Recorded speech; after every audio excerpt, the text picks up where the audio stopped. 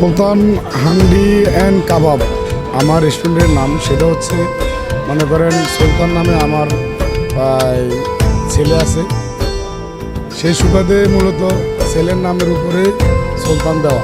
খাবারের গুণগত মান বলতে আসলে আমি নিজেও একটা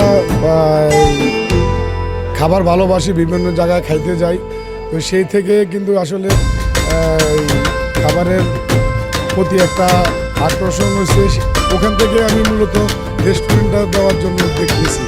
আর খাবারের গুণগত মান আমি ইনশাল্লাহ ভালো ভালো রেস্টুরেন্টের সাথে কম্পেয়ার করতে চাই না, কিন্তু আমি আমার সেরাটা দিতে চাই সাধারণ কাস্টমারদের জন্য। যেমন আমার এখানে একটা প্যাকেজ আছে, সেটা হচ্ছে গরু গোস, আলু গরু গোস, সবজি ডাল, 100 টাকা প্যাকেজ, আনলিমিটেড ভাত।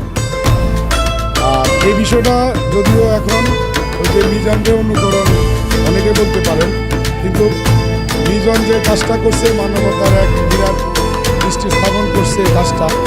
আমি মনে করি আমরা যারা হোটেল ব্যবসা করি, রেস্টুরেন্ট ব্যবসা করি, এরকম একটা অপশন আমাদের সবারই রাখা উচিত, যেটা মিজান অনেক বড় মনে একটা দৃষ্টান্ত দেখাইছে, সেটা আমরাও করতে পারি।